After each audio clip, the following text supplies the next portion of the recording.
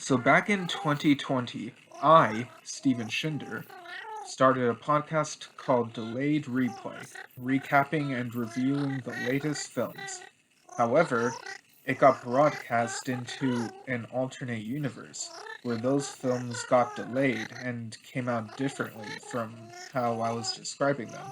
Because of how me and my guests had been describing the films, people in that other universe were saying that this was all an improvised comedy podcast, which, listening back, I can totally get why they believe that. A lot of weird stuff happened in that first year, and I even met my other self from that other universe, who pops in from time to time, for better or worse. And now, in the year 2023, this podcast continues, still recapping and reviewing movies and sometimes some other things that got delayed or cancelled in that other universe. A new episode Saturdays every other week, unless I decide otherwise for some special reason or whatever.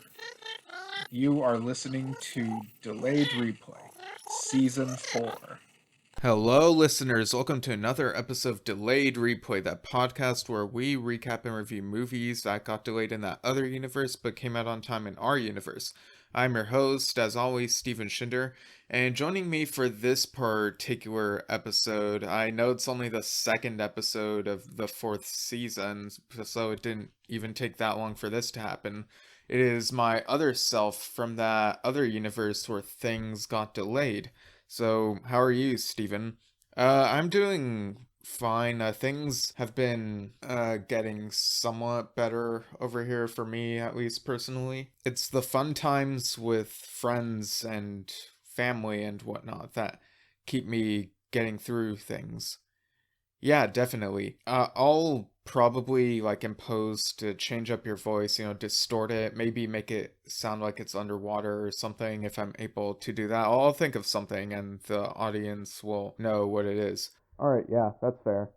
The topic for this particular episode, for season 4, episode 2, which funny enough is coming out on 2/4 or 4/2 in some places, February 4th. This episode is on Aquaman and the Lost Kingdom. Yeah, over where I come from, there's some controversy for this. And, just in terms of cast and behind the scenes reasons and the mess with DC over here. But there's also recently an announcement of what the upcoming slate past this movie will be. Yeah, and we won't spend time talking about the slate over here since people on my side of the dimensional rift or whatever we want to call it are already aware, but I think some of the listeners over here would be curious about what the slate is like over there, and we don't need to talk about release dates and stuff since that could get tedious, but you could talk about the announcement over there and sort of maybe your predictions and whatnot, since it was a big thing, that announcement that came out on at the end of January, since things are changing for DC over there and kind of feel like they have been over here too, but perhaps in different ways and in ridiculous ways. But yeah, I think we'll save that for the end of the episode. Yeah, I think that's smart. We got this movie to get through first, and then we'll talk about the upcoming DC slate over in my universe where these things got delayed. Yeah, so Aquaman and the Lost Kingdom came out around Christmas time over here, but for you got delayed to Christmas time of this year. We're finally talking about it now. This is no longer a lost topic or a lost episode, although it might feel that way to some people if this episode happens to come out later in the day than usually expected. But what have been your experiences with Aquaman, the character? Yeah, I think everyone has kind of been through the thing where Aquaman feels kind of like a joke character, and it really took me a while to really appreciate him. I started really liking him in the DC animated movie universe. I think that's probably where it started, and um, I may have because I didn't watch Justice League, the animated series, right when it came out, but much later, or maybe this was before I saw him in the animated movies. But in Justice League, the cartoon, he is more serious. It's very much more 90s Peter David comics inspired, which I eventually read that entire run, and it was kind of hit and miss, but there were some good moments and whatnot. Yeah, there's some inspiration from that series here, which we'll get to as we describe the movie. But yeah, I've also read those comics. Even went through the entire New 52 run of Aquaman. Oh yeah, me too. And I should mention that I was eventually able to embrace the ridiculous side of Aquaman in the form of the animated series Batman the Brave and the Bold, which I think I got into shortly before the Aquaman movie came out, the first Aquaman movie. Yeah, yeah. And there was also that pilot for the unaired or Aquaman TV show. I guess that in itself is kind of a lost kingdom, so to speak. Yeah, I think I may have caught that on DC Universe back when that had video content over here back in the day. Like, or it was after I saw the theatrical movie, and yeah, maybe it's a good thing that that pilot did not spawn a series, because it had the guy who played Green Arrow in Smallville, and he's fine as Green Arrow, but this Aquaman pilot was it it shows its age. You can see all the problems when you watch it. It's more cheesy and dated, and I kind of expected that. But yeah, Justin Hartley, good on him. But this wasn't it. Apparently it may. I heard from someone that it may have been included in a DVD of one of the season packs of Smallville. So interesting. So it took us a while to get an Aquaman film, and the film by James Wan is it's really funny. James Wan, director of Saw, it's like a long journey for him. I remember in the lead up to this, I was saying hashtag Sawquaman and saying that uh, Adam and the beginning of the first Saw movie where it's Adam waking up in the bathtub in the water, like that's James Wan's Aquaman audition tape. Yeah, totally. And the first film feels so unlike James Wan from what we expect from him from like horror and thrillers and stuff. But yeah, that first movie got people hyped, and then all the controversy that I'm sure people are aware of, sort of tainted Aquaman and the Lost Kingdom. So that's a huge thing over here.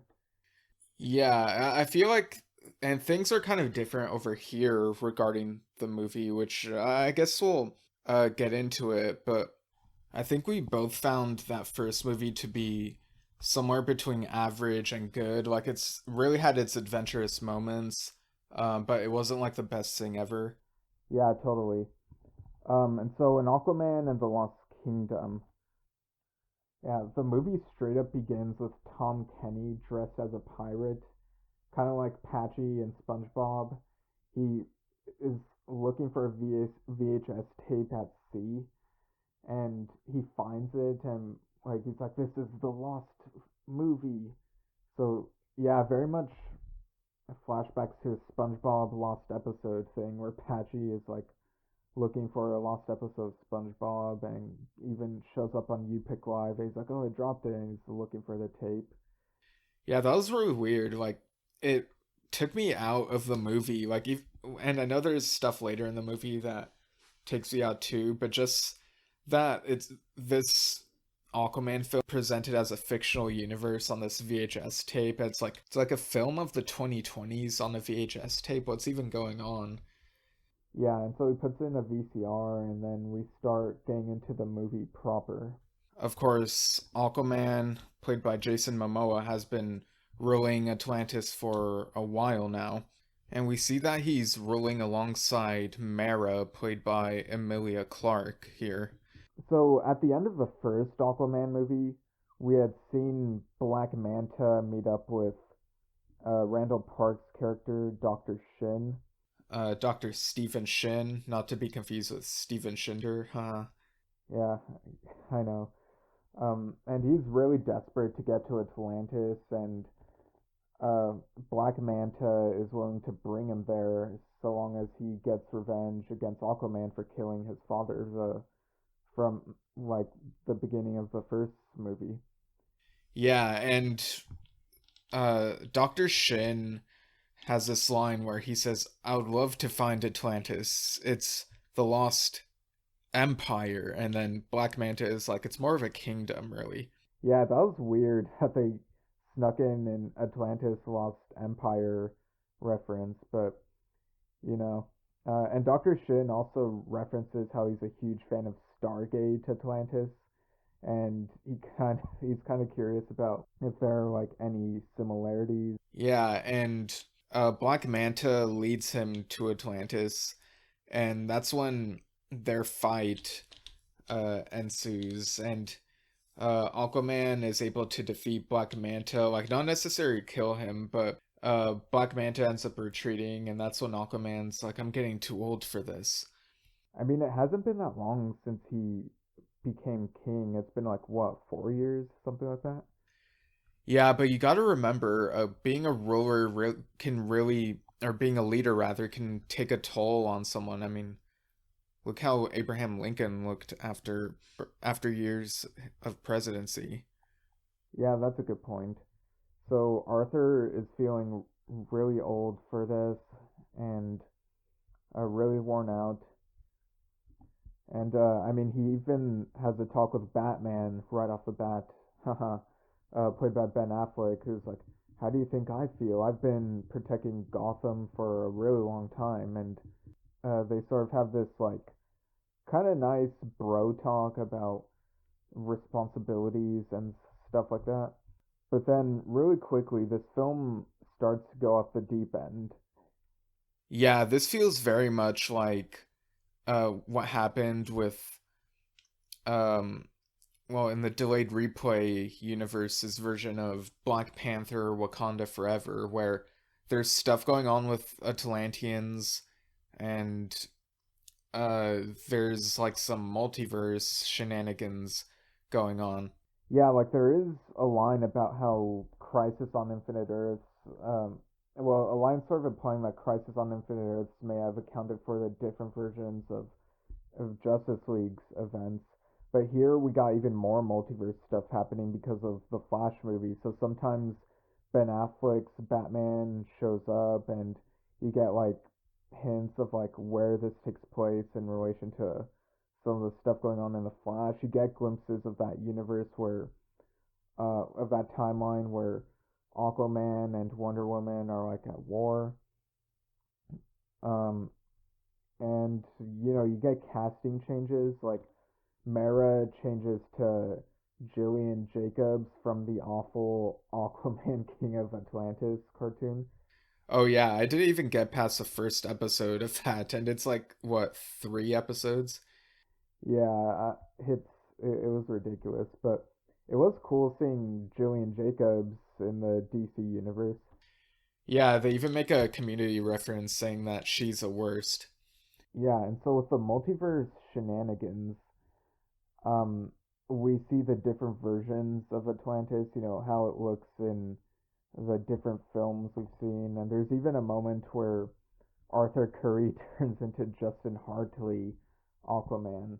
And he's like, "What the heck is going on?" type thing. Yeah, it was weird getting a continuation of that. Um, it was really unexpected, but hey, we got to see Adrienne Palicki as Nadia again. It's like years later, and she's like a villain for a good segment of this. Yeah, so it's Justin Hartley Aquaman for uh part of this movie, and it's like I remember people in the audience were like scratching their heads at all this, being like, "Wait, what the heck is going on?" It's like there are all these different, they call them tides in time and whatnot. Like dimensional tidal waves. They got him connected to water, and it's like, I guess the time travel in the Flash makes multiple timelines, not just the one or a couple that we saw. Yeah, it kind of feels like a cop out. Like about one change or multiple changes are making these branching realities, and we're seeing Aquaman like jump through different ones, and at this point the physics, like it feels like they haven't nailed down the consistency of how all this works. And to be fair, comics can play loose with it, but I feel like for a feature film, like for general audiences, it's even more confusing, and people are really burnt out on this multiverse stuff. Yeah, I remember seeing people getting up to leave the theater because they're like, not this again. Like, they're just like really fatigued by all this. Yeah, there's even a moment where Dr. Shin turns into an alternate version of himself who's dressed suspiciously similar to, Agent Wu from the MCU. Yeah, and they didn't outright say who he was, but it's like, come on, that's totally him. And he was just worried about getting his formal suit wet. They get him out of the water and he's like, I just want a cup of coffee. And like, he's drinking coffee all throughout his appearances in this. That's really weird. Yeah, and so through all this, Aquaman is struggling to maintain his kingdom, and there's even a point where it disappears, and because of the changes in the timeline, he's not sure where it is, and he finds this clue, like this artifact, that tells him that he can find all the answers in Turkey. Yeah, but that artifact turns out to be a trap from Black Manta, so he's basically luring him there. And there's this chase going on throughout the country, and there's some nice scenery here, some really nice shots. They're like in these cars, and it's always weird when they bring Aquaman into these more warmer locations, but it does add a bit of variety. Yeah, like he just wants to retire and not deal with all this bloodshed. And he even says something to the effect of, I feel like I'm in my Bronze Age. And it's like a reference to the Bronze Age of comics. They do eventually take the fight back to the water, um, at which point Black Manta traps Aquaman and is like about to kill, like he chains his hand to a shackle and is trying to get like a torpedo to get him, but before the torpedo can get to him, um, Aquaman manages to use a nearby harpoon to like cut off his hand. Yeah, like this is something that happened in the comics and the Justice League cartoon. It feels very much like James Wan returning to his roots, with Saw. Yeah, for sure. It's also really weird that we have a couple of James directors who are really into underwater stuff. James Wan and James Cameron. Yeah, that is kind of weird, but James Cameron has a weird relationship with superhero movies, so, um, always making us aware of what's going on. Yeah. May I just say that over here, like Avatar: The Way of Water, like it was maybe average. Like the more I think about the movie, the more like there are certainly some cringe moments I noticed, but for what it was, the spectacle, like visually, it just doesn't impress me as much as a painting by Roger Dean, which a lot of Avatar looks like. So there's that whole can of worms. But yeah, I'm definitely more of a Roger Dean stan than an Avatar fan now, and it's kind of ruined IMAX 3D for me. Like it wasn't mind blowing as I'd hoped it would be, like waiting this long. So it's like, what's even the point of IMAX 3D anymore? Yeah, that's totally valid. But yeah, getting back to Aquaman, or rather Rockwaman, because there's a moment where uh, Jason Momoa turns into the Rock, and so he's playing Aquaman for a moment in one of these alternate timeline things. Yeah, and I think he was better in here than in the Black Adam, the version of Black Adam that came out in my universe, which uh, it's to me it's easily the worst DCEU film. It's like holding a piece of poop in your bare hand and not knowing where to put it. Like that's what watching Black Adam felt like. Oh dang.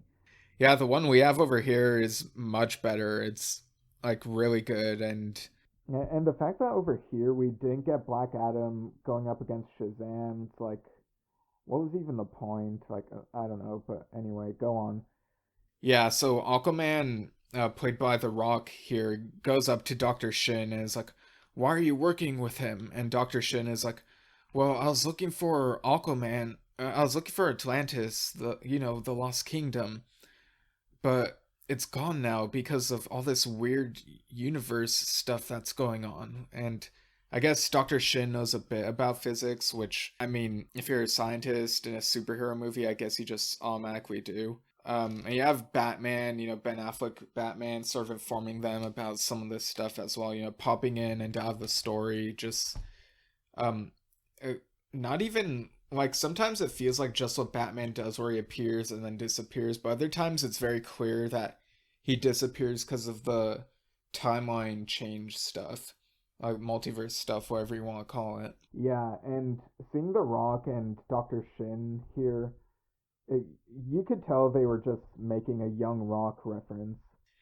Yeah, there was a Young Rock episode where Randall Park mentions riding a seahorse in Aquaman 5. So, I don't know, is that ever gonna happen? I mean, there is a moment where Dr. Shin says, I could go for three more adventures after this, at least. So who knows?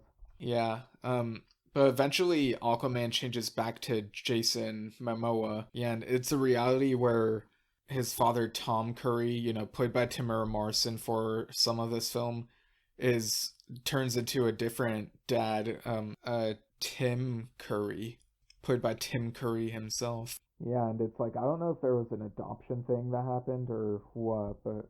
And he has this one-on-one fight with Black Manta in this cave, and there comes a moment where it's feeling like too much. Like he's getting a lot of psychological damage because of all these shifts in realities, and he's like, in all of these universes I keep on fighting Black Manta, and he just wants it to stop. So he gets down on his knees and just straight up apologizes for killing Black Manta's father.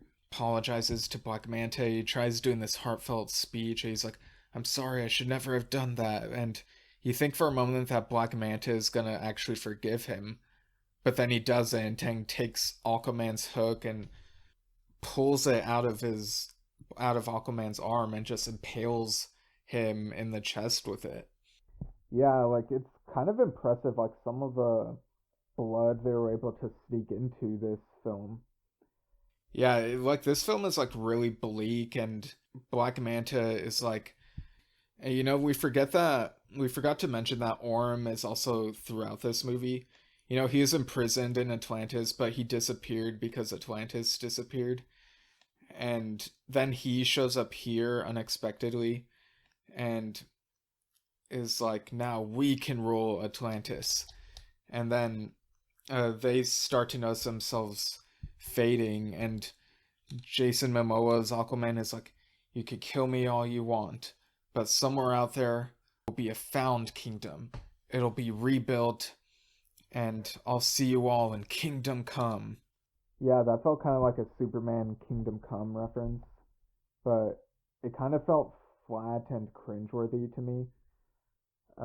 Like this movie is just an all-around mess. I mean, we get post credits, like the movie just ends with, on this down note, and in the post credits scene we just see Lobo played by Jason Momoa, and it's like, he's just flying around causing trouble, sort of beating up this biker gang on Earth.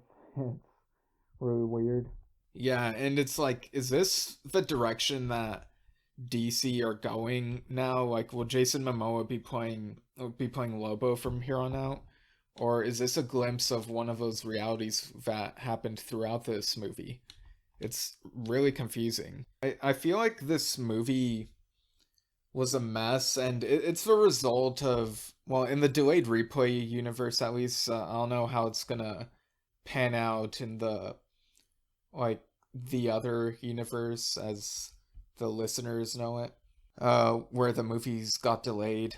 But in the delayed replay, like the podcast universe, um, it feels like this film suffered from being planned for release after The Flash, which it, I guess The Flash was always going to reset things. Yeah, this movie really suffered from being placed after The Flash. I think they should have placed it before The Flash, released it beforehand so that it wouldn't have been hamstrung by the timeline and multiverse stuff that would be going on in The Flash. But no, it's just an all around mess. Yeah, I'm really unhappy with how this turned out. Like, some of the cameos were fun, but I'm just feeling cameo fatigue, and you can only do so much. Yeah, definitely. So, I mean, there's not much more to talk about. The film's an all around mess, so let's just go into your final thoughts and score out of 10.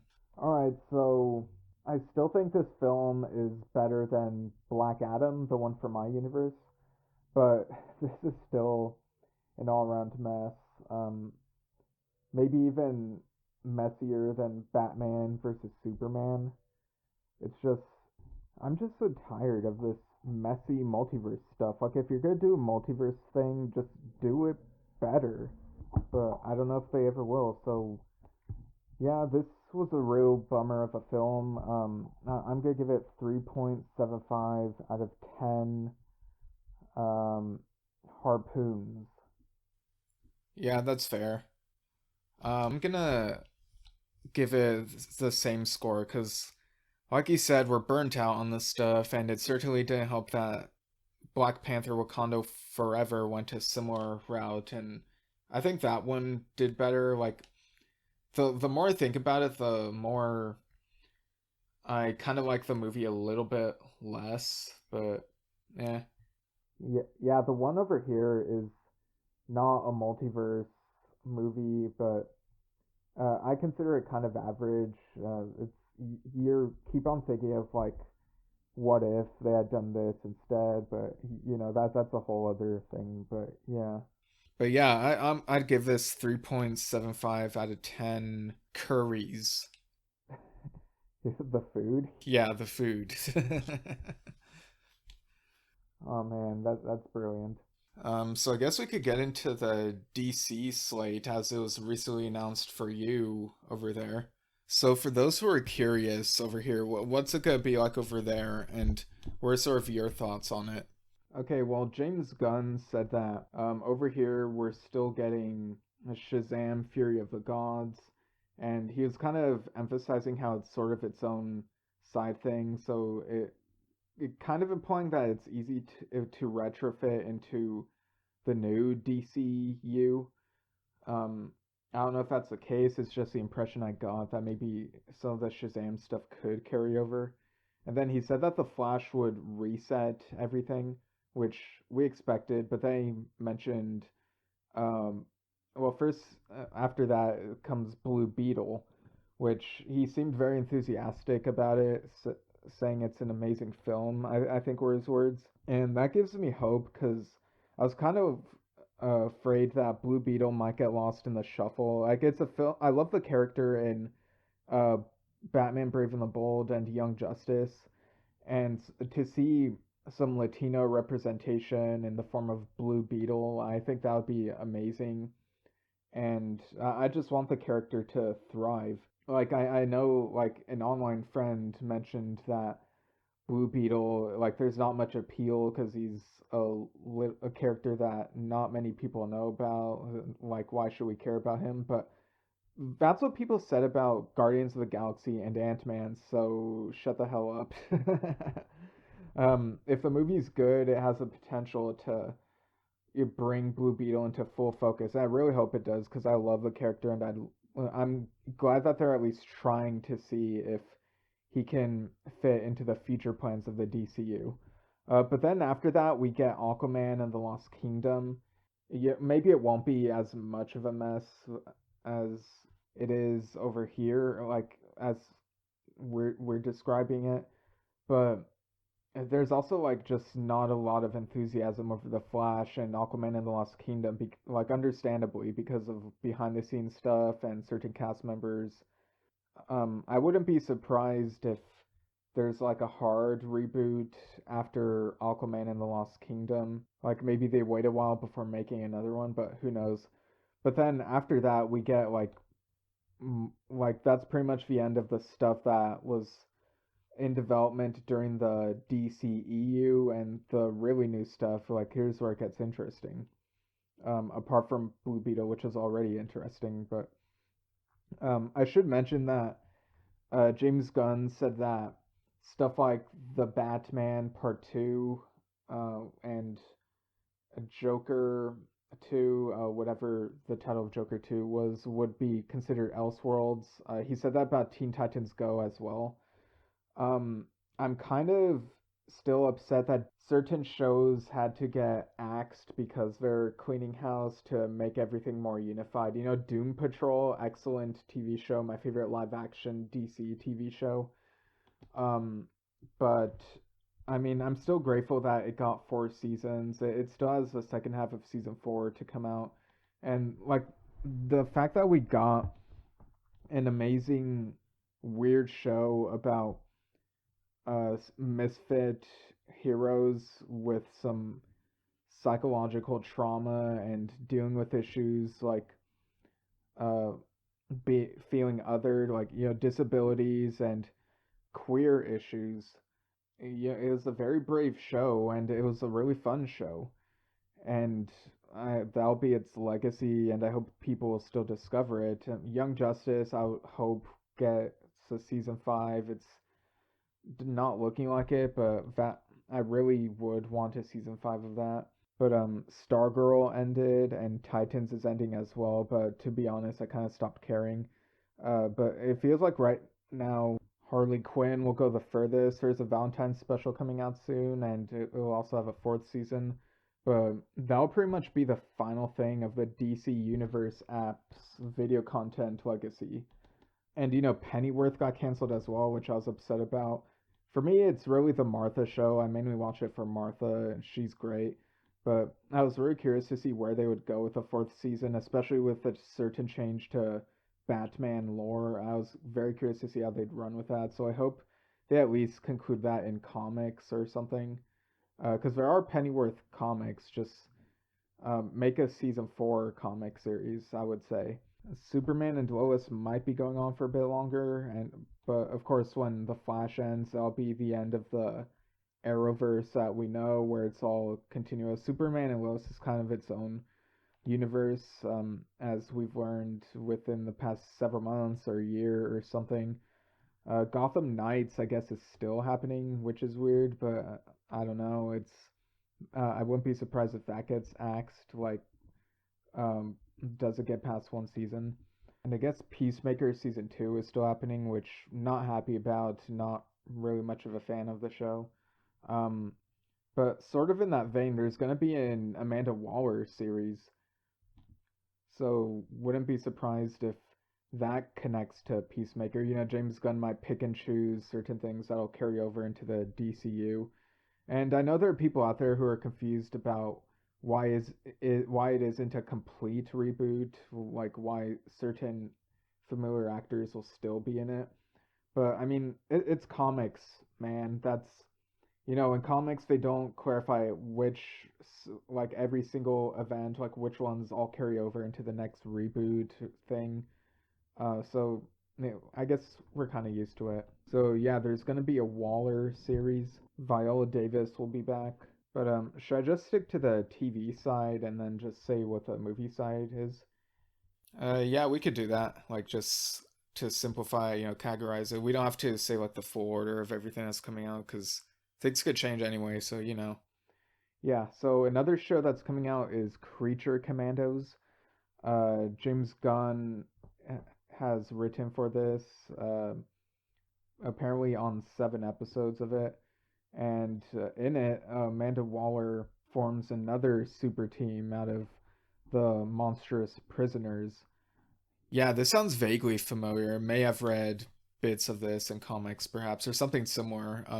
I know there's like that Frankenstein Agent of Shade thing. Yeah, kind of weird, but yeah, I really like that this is a deep cut here. So, but again, like the Suicide Squad and Peacemaker, like there are certain things that didn't impress me as much as other people, so who knows. All right, so sticking on the TV side of things, there's also a Booster Gold TV show going on. Yeah, and this could be hilarious. Like, Booster Gold is such good comic relief, and he's a time traveler. There could be lots of mischief, and it's, well, not like Loki mischief, but like, he's a fun guy and might have to clean up some messes and stuff. And yeah, and the Lanterns TV show, like this has been in the works for a while, and to the point where we weren't sure if it would still be happening. You know, it got teased on screen in Crisis on Infinite Earths, the CW version. That was back in early 2020, I want to say. So this has been a long time coming, and this will include Hal Jordan and Jon Stewart, and so I guess maybe they'll be working together. Um, and yeah, I think that's a good compromise because people, Hal Jordan is really popular, but Jon Stewart is really, really popular because of the Justice League cartoon, and it's great that they're going to showcase multiple lanterns. Yeah, it's like, how can you not? And it's a TV show, so there's more flexibility there. Yeah, very excited for this. And there's also Paradise Lost, which takes place in Themyscira, so that'll be connected to Wonder Woman's history. Um, but again, we don't know what the deal is with Wonder Woman in terms of cast over here. So yeah, Wonder Woman 3 got canceled over here for reasons. So very curious to see what happens with this.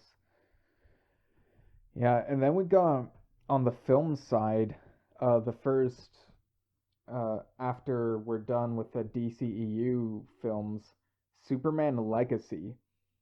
Now, this will, I guess they wanted a younger Superman, hence the change from Henry Cavill.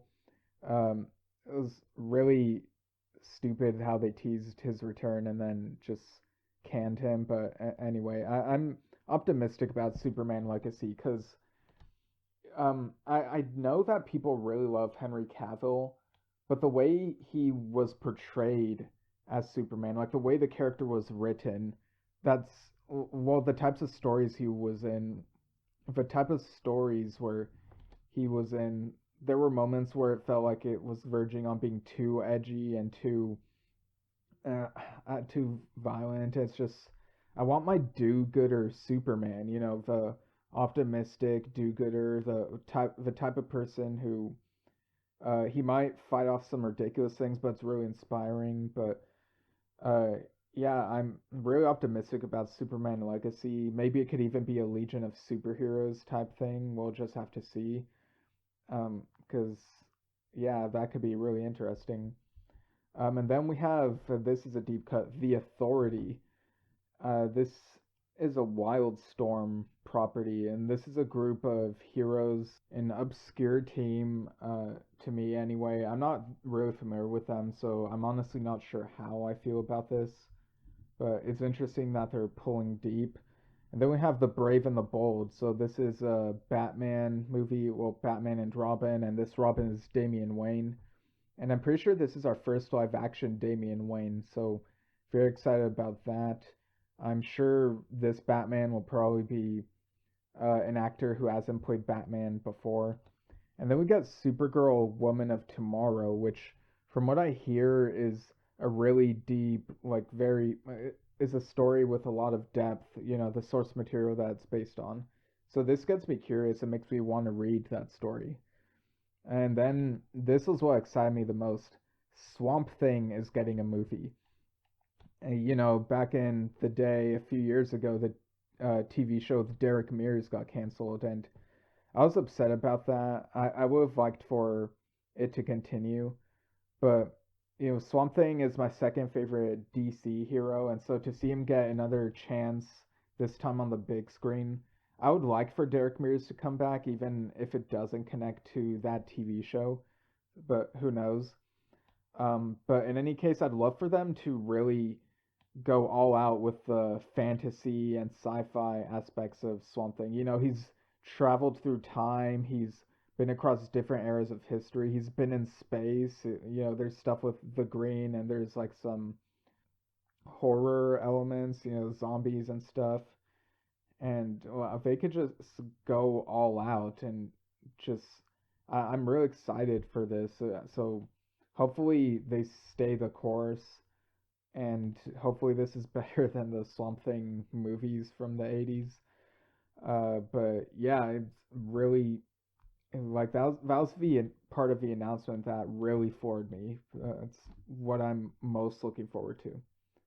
Yeah, that sounds really exciting, and very curious to see how things will differ over here compared to what you're looking forward to, because things have been really weird with DC in both our universes, so it'll be fascinating to see how it all plays out. Yeah, totally. All right, so thanks again for joining me, Steven. I guess we could we could plug Yesshift. Yeah, so yeah, in both our universes, we're each on Yesshift, which you can find on podcasting platforms, or anchor.fm/Yesshift, uh, facebook.com/Yesshift for video, youtube.com/@Yesshift. We recently interviewed Tom Brislin, keyboardist on the Yes Symphonic Tour and current keyboardist of Kansas. So that was a really fun conversation. And you can also find fantasy horror comedy novel Lemons with My Crane at stevenshinder.com. It's on Amazon. More info on the upcoming Trespassing Through the Visages to come. And I guess at Steven Shinder Storytelling on Facebook, at Steven Shinder on Instagram and Twitter. Yeah, and if you want to email Delayed Replay, you can email delayedreplaypodcast@gmail.com. Let us know your thoughts on the direction of DC. Yeah, you can't spell direction without DC, but you can't have DC without direction, or we've had DC without direction, or something like that. Yeah. Yeah, yeah, you were trying something and then it just didn't work. Yeah, much like some of the things that have happened with DC. Yeah, I mean, we're DC fans, but we want to see DC do better. Yeah, and I'm really excited that they're still allowing for Elseworlds. So, I mean, I'm not excited that. I mean, I'm not happy that Teen Titans Go is still going, but um, that there will still be alternate universes. I think that's a good thing. Like, even though they're trying to make multiple media be part of the same universe now, like the MCU, but I think allowing space for alternate universes could potentially make it more enjoyable than the MCU in my universe, but we'll see. Right. And the next episode will be on the Sony Marvel movie Kraven the Hunter. So, yeah, you'll hear the thoughts on that. So, without further delay, have a good day.